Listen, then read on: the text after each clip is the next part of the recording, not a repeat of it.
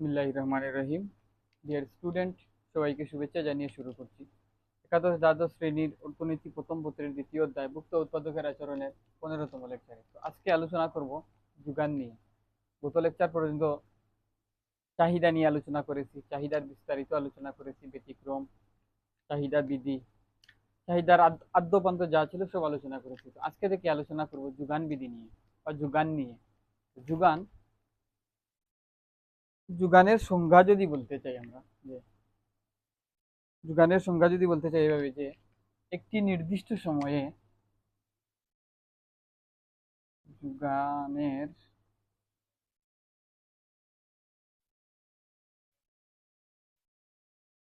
চাহিদার সংজ্ঞায় যেভাবে বলেছিলাম, একটি নির্দিষ্ট সময়ে একটি নির্দিষ্ট দামে ভোক্তা যে পরিমাণ দ্রব্য ক্রয় করতে ইচ্ছুক সেই পরিমাণ দ্রব্যকে বলা হয় চাহিদা। তখন ঠিক ওই সংজ্ঞাটাকে একটু মডিফাই করে আমরা যোগানের সংজ্ঞাটা দিতে পারি। যেমন একটি নির্দিষ্ট সময়ে একজন বিক্রেতা, একটি নির্দিষ্ট সময়ে একটি নির্দিষ্ট দামে একজন বিক্রেতা যে পরিমাণ দ্রব্য বাজারে বিক্রয় করতে ইচ্ছুক, ওটাই হচ্ছে কি যোগান। আর যোগানটা হচ্ছে কি বিক্রেতা বা উৎপাদনকারীর সাথে সম্পর্কিত। আর চাহিদাটা ছিল ভোক্তা বা যে দ্রব্য ক্রয়কারীর সাথে সম্পর্কিত।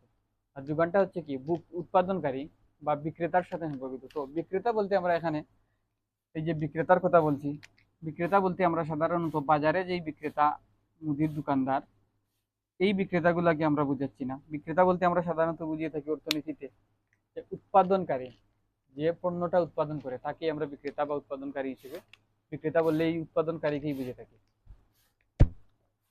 তো একটি নির্দিষ্ট সময়ে একটি নির্দিষ্ট দামে উৎপাদনকারী উৎপাদনকারী বা বিক্রেতা যে পরিমাণ দ্রব্য বাজারে বিক্রয় করতে ইচ্ছুক তার পরিমাণকে যোগান বলা হয়।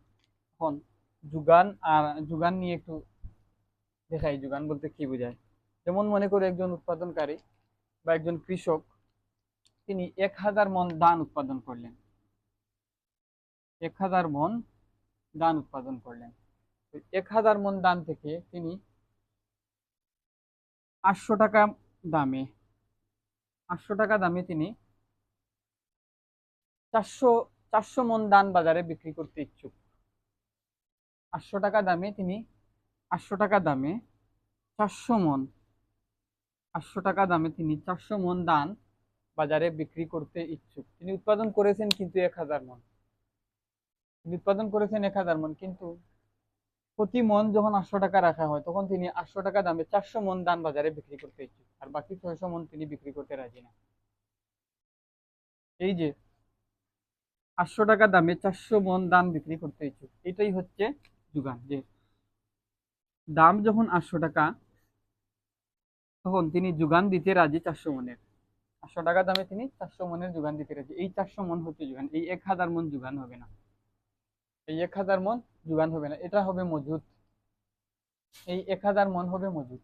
অর্থাৎ কোনো দ্রব্যের বিক্রয়যোগ্য মোট পরিমাণ হচ্ছে মজুদ। ওই যে 1000 মণ ধান তিনি উৎপাদন করেছেন বিক্রি করার জন্য, মনে করেন সবগুলাই তিনি বিক্রি করার জন্য উৎপাদন করছেন, তাহলে এই যে বিক্রয়যোগ্য 1000 মণ ধান, এই সম্পূর্ণটাই হচ্ছে মজুদ। এই মজুদ থেকে যখন তিনি 800 টাকা দামে 400 মণ ধান বিক্রয় করার জন্য বাজারে নিয়ে যাবেন, তখন তার মজুদ হয়ে যাবে কি, 1000 মণ থেকে 400 মণ যদি বাদ দিই তাহলে 600 মণ, এখন তার মজুদে পড়ে থাকবে 600 মণ। তাহলে মজুদ কি জিনিস আর যোগান কি জিনিস, এই জিনিসটা বোঝা গেল। মজুদ হচ্ছে বিক্রয়যোগ্য দ্রব্যের মোট পরিমাণকে মজুদ বলা হয়। এবং আর যোগান হচ্ছে নির্দিষ্ট দামে বিক্রয়যোগ্য যে পরিমাণ তাকে বলা হয় কি, মজুদ। তাহলে এখানে নির্দিষ্ট দাম কত, 800 টাকায় আমি 400 মণ বিক্রয় করতে চাই বা 800 টাকায় 400 মণ কৃষক বিক্রয় করতে চাই, তাহলে 800 টাকা ধরে 400 মণ দান হচ্ছে যোগান। এখন কোনো ক্রমে যদি দাম বেড়ে 800 টাকা থেকে, মনে করে এখন হয়ে গেল মণ প্রতি কত, 900 টাকা, লাল কালি দিয়ে দেখাই, দাম বেড়ে মণ প্রতি দাম বাড়লো, দাম বেড়ে হয়ে গেল কত, 900 টাকা, 900 টাকা হয়ে গেল, 900 টাকা হয়ে গেল। এখন এখন বিক্রেতা বা উৎপাদনকারী দানের যোগান আরো বেশ বাড়িয়ে দিবে। অর্থাৎ 800 টাকা দামে যেখানে 400 মণ ধান বিক্রি করতে রাজি ছিল, এখন 900 টাকা দামে সে 600 মণ ধান বিক্রি করতে রাজি। 900 টাকা দামে সে 600 মণ ধান বিক্রি করতে রাজি। তাহলে এই জায়গা থেকে আমরা একটা বিষয় ফিল করতে পারলাম যে উৎপাদনকারী চায় কি তার লাভের পরিমাণটা বাড়াতে, ভোক্তা চায় কম দামে ভোক্তা দ্রব্য ক্রয় করতে, আর উৎপাদনকারী চায় কি বেশি দামে দ্রব্য বিক্রয় করতে, বা দাম বেশি হলে সে যোগানটা বাজারে দিতে। সাপ্লাই দাম যত বেশি হবে সে সাপ্লাই দিতে আগ্রহী তত বেশি হয়। এই ক্ষেত্রে এই জায়গা থেকে একটা সিদ্ধান্ত নিতে পারি আমরা যে দ্রব্যের দাম যদি বাড়ে তাহলে যোগানের পরিমাণ বাড়ে। এই বিষয়টা আমরা এখান থেকে সিদ্ধান্ত নিতে পারি। দেখুন, দেখো এখানে ভালো করে, যখন 800 টাকা দাম ছিল 1000 মণ ধান সে উৎপাদন করে, তখন যখন 800 টাকা দানের মন প্রতি 800 টাকা দেওয়া হবে, তখন সে 400 মণ ধান বাজারে বিক্রি করতে রাজি, বাকিগুলো সে মজুত করে রাখতে রাজি। কিন্তু দাম বেড়ে যখন 900 টাকা হয়ে গেল প্রতি মনে, 100 টাকা যখন প্রতি মন প্রতি বাড়লো, তখন সে যোগান 600 মণ ধান যোগান দিতে রাজি। যখন সে 600 মণ ধান যোগান দিতে রাজি, তখন তার এই মজুদ পড়ে থাকবে 400 মণ। এই কালির লেখাটা হয়তো দেখা যায় না, মজুদ পড়ে থাকবে কিন্তু কত, 400মণ, তার মজুদের পরিমাণ কমে আসবে। তো মজুদ আর যোগান এই বিষয়টা বুঝতে পারলাম এখন। এবং এখান থেকে একটা সিদ্ধান্ত আমরা নিতে পারলাম যে যোগানের বেলায় উৎপাদনকারী দাম যদি বেশি পায় বা দাম বেশি চাইলে দাম বেশি পায়, তাহলে কি যোগানের পরিমাণ সে বাড়িয়ে দেয়। তার মানে এই কথা বলতে পারি যে দাম বাড়লে যোগান বাড়ে, দাম বাড়লে যোগান বাড়ে। আর আমরা জানি দাম যদি বাড়ে বা কোনো জিনিসের স্বাধীন চলকের মান যদি বাড়ে, আমরা এখানে স্বাধীন চলক দামটাকেই ধরে নিয়েছি, কোনো জিনিসের দুটি চলকের মধ্যে একটির একটির বৃদ্ধির ফলে যদি অপরটি বৃদ্ধি পায়, তাহলে কি হয়? প্লাসে প্লাসে প্লাস হয়। তাহলে রেখাটা কি হয়? আমরা যদি রেখায় প্রকাশ করতে চাই তাহলে এটা এরকম হয় যে আমরা যোগানের ক্ষেত্রেও দামটাকে লম্বককে ধরবো এবং কিউএস কোয়ান্টিটি অফ সাপ্লাই এইভাবে লিখবো, যোগানের পরিমাণ। দাম যখন বাড়বে, মনে করো দাম P1 দামে চাহিদার পরিমাণ হচ্ছে কত, Q1, যখন দাম বেড়ে P2 হয়ে গেল, তখন চাহিদার পরিমাণ হয়ে গেল কত, Q2 হয়ে গেল, চাহিদার পরিমাণ Q2 হয়ে গেল। তাহলে দাম বাড়লে চাহিদার পরিমাণ বাড়ে, আমরা এই সিদ্ধান্ত নিতে পারি দাম বাড়লে চাহিদার পরিমাণ বাড়ে। একটি রেখায় একটি চলকের মান বাড়লে যদি আরেকটি চলকের মান বাড়ে, তাহলে রেখা কি হয়, ডান দিকে ঊর্ধ্বগামী হয়। দুটোই যখন ধনাত্মক হবে তাহলে ডান দিকে ঊর্ধ্বগামী হবে, আর দুটোই যখন ঋণাত্মক হবে তখনও ডান দিকে ঊর্ধ্বগামী হবে। যেমন দাম P2 থেকে কমে যদি P1 এ আসে, দাম P2 থাকা অবস্থায় চাহিদা ছিল কত, যোগান ছিল, চাহিদা না যোগান ছিল, এটা হচ্ছে যোগান রেখা। দাম P2 থাকা অবস্থায় যোগান ছিল QS2, লিখলাম QS2, এবং দাম কমে যখন P1 এ চলে আসলো, তখন যোগান QS2 থেকে চলে আসলো QS1 এ, অর্থাৎ এইটুকুতে চলে আসলো, বি বিন্দু থেকে এ বিন্দুতে চলে আসলো। তাহলে দাম বাড়লে যোগান বাড়ে এবং দাম কমলে যোগান কমে। একটি বাড়লে যদি আরেকটি বাড়ে এবং একটি কমলে যদি আরেকটি কমে, তাহলে সেক্ষেত্রে রেখাটি ডান দিকে ঊর্ধ্বগামী হয়। তাহলে এই এই জিনিসটাই এখানে হয়েছে, এই জিনিসটা এখানে হয়েছে। এখন যোগান রেখা কিরকম হবে সেই বিষয়টা আমরা আইডেন্টিফাই করতে পারলাম। এখন দেখি যোগান অপেক্ষক নিয়ে আলোচনা করি। যোগান অপেক্ষক কাকে বলে? যে সকল উপাদানের উপর যোগান নির্ভরশীল সেই সমস্ত উপাদানের গাণিতিক প্রকাশকেই বলা হয় যোগান অপেক্ষক। যে সমস্ত উপাদানের উপর যোগান নির্ভরশীল সেই সমস্ত উপাদানের গাণিতিক প্রকাশকে, সেই সমস্ত উপাদানের গাণিতিক প্রকাশকেই বলা হয় যোগান অপেক্ষক। যেমন যোগান অপেক্ষক, যেমন আমি যদি বলি এখানে লিখি যে QS সমান ফাংশন অফ প্রাইস, অর্থাৎ দ্রব্যের দাম, আর কি হতে পারে, বিকল্প দ্রব্যের দাম, পরিপূরক পণ্যের দাম, বিকল্প পণ্যের দাম, পরিপূরক পণ্যের দাম, উপকরণের দাম, PI, এটা দ্বারা বোঝাচ্ছে উপকরণের দাম, এবং ট্যাক্স, সাবসিডি, ভর্তুকি, কর এবং ভর্তুকি, তারপর W দ্বারা ওয়েদার বা আবহাওয়া, আরো ইত্যাদি বিভিন্ন বিষয়ের উপর যোগান নির্ভর করে। তো এখানে এই এতগুলো উপাদানের মধ্যে যদি এই দুইটার সম্পর্ক আমরা যদি চাহিদা বৃদ্ধির ক্ষেত্রে কি দেখেছিলাম যে দামের পরিবর্তনে যদি চাহিদার পরিবর্তন হয়, দাম বাড়লে চাহিদা কমে, দাম কমলে চাহিদা বাড়ে, এটাকে বলা হয় কি চাহিদা বৃদ্ধি। এক্ষেত্রে চাহিদা বৃদ্ধির অন্যান্য উপাদান স্থির থেকে শুধুমাত্র দামের পরিবর্তন বিবেচনা করা হয়েছিল। এখানেও যদি এই বিষয়টাকে অ্যাপ্লাই করি, এই পিটা হচ্ছে পণ্যের নিজস্ব দাম।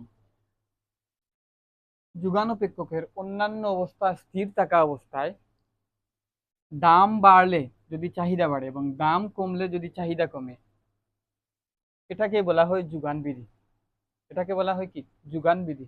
অর্থাৎ দাম যদি বাড়ে তাহলে কোয়ান্টিটি অফ সাপ্লাই বাড়বে, আবার দাম যদি কমে কোয়ান্টিটি অফ সাপ্লাই কমবে। এই দাম এবং অন্যান্য অবস্থা স্থির থাকা অবস্থায় দাম এবং যোগানের মধ্যে এই সম্পর্ককে, সমমুখী সম্পর্ককে বলা হয় যোগান বিধি। যোগান বিধি কি আমরা আসলে বুঝতে পারলাম? দাম এবং চাহিদার ধনাত্মক সম্পর্ক, দাম এবং অন্যান্য অবস্থায় স্থির থাকা অবস্থায় দাম বাড়লে যোগান বাড়ে, দাম কমলে যোগান কমে, এটাকেই বলা হয় যোগান বিধি। আর যোগান বিধিকে যখন যখন যোগান বিধিটাকে যখন এইভাবে যোগান বিধিকে যখন তালিকা আকারে প্রকাশ করা হবে, একটি নির্দিষ্ট দামে একটি নির্দিষ্ট পরিমাণকে যখন তালিকার মাধ্যমে প্রকাশ করা হবে, যেমন এখানে যদি আমি লিখি যে দাম, এটা হচ্ছে দাম আর এটা হচ্ছে সাপ্লাই। যেমন 1 টাকা দামে পণ্যের 10 একক চাহিদা, 2 টাকা দামে 20 একক চাহিদা, 3 টাকা দামে 30 একক চাহিদা, 4 টাকা দামে 50 একক চাহিদা। দাম এবং চাহিদার যোগানের মধ্যে, বারবার চাহিদা চলে আসছে, দাম এবং যোগানের মধ্যে যখন এই সম্পর্কটা তালিকা আকারে প্রকাশ করবো, সূচি আকারে প্রকাশ করবো, তখন এটাকে বলা হয় কি? যোগান সূচি। আর যখন দাম এবং যোগানের মধ্যে সম্পর্কটাকে জ্যামিতিকভাবে প্রকাশ করব, রেখাচিত্রের মাধ্যমে জ্যামিতিকভাবে উপস্থাপন করব, তখন এটা হবে কি? যোগান, যোগান রেখা। তখন এটা হবে যোগান রেখা।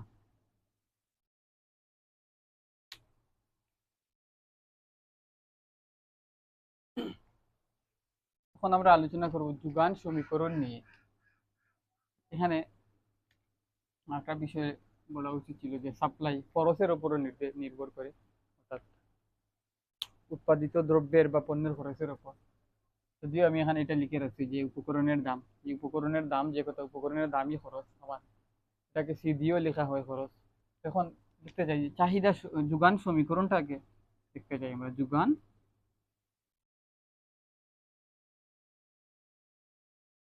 সমীকরণ, যোগান সমীকরণ, চাহিদা সমীকরণ আমরা দেখেছিলাম যে কিউ ডি ইকুয়াল এইভাবে ছিল, কিউ ডি ইকুয়াল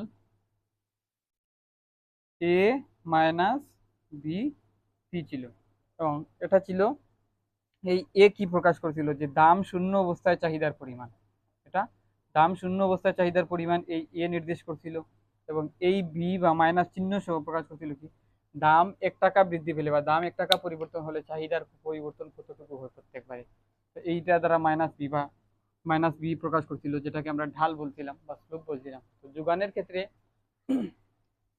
ঢাল বা স্লোপ হবে ধনাত্মক, এক্ষেত্রে চাহিদার ক্ষেত্রে যেহেতু ঋণাত্মক ছিল, এখন যোগানের ক্ষেত্রে তো আমাদের ধনাত্মক ঢাল। তো যোগানের সমীকরণটা যদি আমরা এভাবে লিখতে চাই, যদি আমি যোগান সমীকরণ কিভাবে আনতে হয় ওই বিষয়টা দেখাবো তারপরে, তাহলে যোগান সমীকরণ Q S equal quantity of supply equal হবে minus C plus D P. এটাই হচ্ছে আমাদের যোগান সমীকরণ। তো যোগান সমীকরণ এখানে এই যে মাইনাস সি, এটা কি নির্দেশ করে? এই যে প্লাস ডি আর পি, এটি কি নির্দেশ করে? এটা, এই পিটা হচ্ছে চাহিদা সমীকরণে যেমন পি দাম ছিল, এখানে ওই পিটা হচ্ছে দাম, এই পিটা হচ্ছে দাম নির্দেশ করে, এবং এই যে ডি, এই ডিটা নির্দেশ করে ঢাল বা স্লোপ। এই ডিটা হচ্ছে কি? ঢাল বা স্লোপ। ঢাল বা স্লোপ কি আমরা চাহিদা সমীকরণ পড়তে গিয়ে, চাহিদা পড়তে গিয়ে এই বিষয়ে বিস্তারিত আমরা পড়েছিলাম। তো ঢাল বা স্লোপ হচ্ছে কি? যে দামের একক পরিবর্তনের ফলে চাহিদার যোগানের পরিবর্তন, দামের একক পরিবর্তনের ফলে যোগানের পরিবর্তন কত একক হয়, এটা এই ডি দ্বারা প্রকাশ পায়। ডির আগে যেহেতু প্লাস আছে, তার মানে হচ্ছে দাম যদি 1 টাকা বাড়ে, যোগান যত যোগান বাড়বে, যোগানও বাড়বে, যেহেতু আগে প্লাস আছে। দাম যদি বাড়ে যোগানটাও বাড়বে, দাম যদি কমে যোগানটা কমবে। আর এই মাইনাস সিটা হচ্ছে, এই মাইনাস সি হচ্ছে দাম শূন্য অবস্থায়, দাম শূন্য অবস্থায় যোগানের পরিমাণ, দাম শূন্য অবস্থায় যোগানের পরিমাণ এই এ দ্বারা নির্দেশ করা হয়। এই সি দ্বারা নির্দেশ করা হয়, মাইনাস সি দ্বারা, এই সি দ্বারা দাম শূন্য অবস্থায় যোগানের পরিমাণ নির্দেশ করা হয়, আর মাইনাস দ্বারা যে দাম শূন্য অবস্থায় যোগান ঋণাত্মক হয়। যেমন আমি একটা একটা ইয়া দেখাই, এখানে যেমন মাইনাস, এই যে এটা বোঝাচ্ছিল যে দাম শূন্য অবস্থায় চাহিদার পরিমাণ। দাম শূন্য অবস্থায় চাহিদা, যোগানের পরিমাণ কিভাবে শূন্য হয় এই বিষয়টা একটু দেখাই। আমি এটাও মুছে দিই।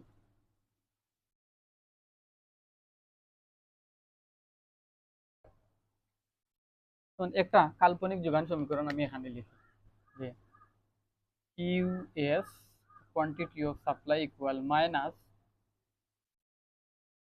10 প্লাস বি পি। এই হচ্ছে একটি যোগান সমীকরণ, এই হচ্ছে একটি যোগান সমীকরণ। এখানে সি এর জায়গায় কত আছে, 10 আছে, মাইনাস সি এর জায়গায় মাইনাস 10 আছে, প্লাস ডি এর জায়গায় কত আছে, 3 আছে। এই 3 কি নির্দেশ করে যে দাম যদি 1 টাকা বাড়ে তাহলে যোগান যোগানের পরিমাণ 3 একক বাড়বে, সাপ্লাই 3 একক বাড়বে। দাম 1 টাকা বাড়লে সাপ্লাই 3 একক বাড়বে, দাম 1 টাকা কমলে সাপ্লাই 3 একক কমবে। কিভাবে কমবে সেটা হচ্ছে, দাম 1 টাকা কমবে মানে পি এর দাম -1 বসাবো, তখন কি হবে, মাইনাসে প্লাসে মাইনাস কমবে, 1 একক 3 একক কমবে। তো দাম যখন শূন্য অবস্থায় যোগানের পরিমাণ, দাম আমি এখানে শূন্য বসাই, পি ইকুয়াল 0 হলে, পি ইকুয়াল 0 হলে quantity of supply equal -10 plus P, P এর মান কত হচ্ছে 0, তাহলে কোয়ান্টিটি অফ সাপ্লাই ইকুয়াল -10। দাম শূন্য হলে কি হচ্ছে, এখানে যোগানের পরিমাণ আসছে ঋণাত্মক। তো যোগান কি কখনো ঋণাত্মক হতে পারে? এটাই তো প্রশ্ন, যোগান কি কখনো ঋণাত্মক হতে পারে? বাস্তবে যোগান কখনো ঋণাত্মক বা -10 হতে পারে না। এটা হচ্ছে গাণিতিক বিশ্লেষণের সুবিধার্থে -10 বলা হয়। অর্থাৎ যোগান যখন ঋণাত্মক, তখন -10 একক বা ঋণাত্মক ধরা হয়, তখন ধরে নেওয়া হয় যোগান তো মানে শূন্য, অর্থাৎ উৎপাদনকারী আর উৎপাদন করবে না। তাহলে গাণিতিকভাবে বিশ্লেষণের জন্য আর কি, গাণিতিক সুবিধার জন্য এখানে -10 আসে। বাস্তবে কিন্তু কোনো উৎপাদনকারী উৎপাদন করে না দাম শূন্য অবস্থায়। এই জিনিসটা নির্দেশ করতো। এই জিনিসটা বোঝার জন্য সবচেয়ে সহজ উদাহরণ হচ্ছে, একটি গাছে যখন মনে করো 100টি পাখি আছে, ওই 100টি পাখির মধ্যে একটা পাখি যদি তুমি গুলি করে মারো, তাহলে গাণিতিকভাবে বিশ্লেষণ করলে কি দাঁড়ায়, 100টি পাখি থেকে একটি পাখি যদি গুলি করে মারা হয়, তাহলে গাছে পাখি আছে আরো 99টি, 100 থেকে 1 গেলে 99। বাস্তবে কি গাছে 99টি পাখি আছে, তুমি যখন একটা পাখি গুলি করে মারবা, বাকি 99টি পাখি কি মরার জন্য গাছে বসে থাকবে? বাস্তবে গাছে পাখি আছে কয়টি, 0টি। তো এইরকমই বিষয়টা এরকম আর কি, গাণিতিক বিশ্লেষণ গাণিতিক নিয়ম অনুযায়ী, বিশ্লেষণ অনুযায়ী -10 আসে, যোগান ঋণাত্মক আসে, বাস্তবে যোগান শূন্য হয়। তো এই যে যোগান সমীকরণ, এই বিষয়টা আমরা দেখলাম, এই বিষয়টা বুঝলাম। এবং পরবর্তী ক্লাসে আমরা একটা কাল্পনিক যোগান সূচি থেকে, কি কত সময় দিলাম কোথাও, পরবর্তী ক্লাসে আমরা কাল্পনিক যোগান সূচি থেকে একটি যোগান রেখা অঙ্কন করব। যোগান সূচি কি আমরা তো মোটামুটি বুঝতে পারলাম, যোগান রেখা অঙ্কন করব, এবং সেই যোগান রেখা থেকে বা যোগান সূচি থেকে আমরা যোগান সমীকরণ, এই যে quantity of supply equal Q S equal -C plus D P, এই সমীকরণটা কিভাবে আসছে, যদিও আমরা চাহিদা সমীকরণ এটা দেখছিলাম, তো এখানেও দেখবো, তারপরও যোগান সাপ্লাইয়েও দেখবো যে যোগান সমীকরণটা কিভাবে আসে। যেহেতু এটা একমাত্রিক সমীকরণ, আমরা ওই যে একমাত্রিক সমীকরণের যে সূত্রটা বা ঢাল নির্ণয়ের যে সূত্রটা সমীকরণের ঢাল নির্ণয়ের যে সূত্রটা অ্যাপ্লাই করে দেখবো যোগান সমীকরণ কিভাবে আসে। তো এ পর্যন্ত সবাইকে ধন্যবাদ জানিয়ে বিদায় নিচ্ছি। আসসালামু আলাইকুম রহমতুল্লাহ।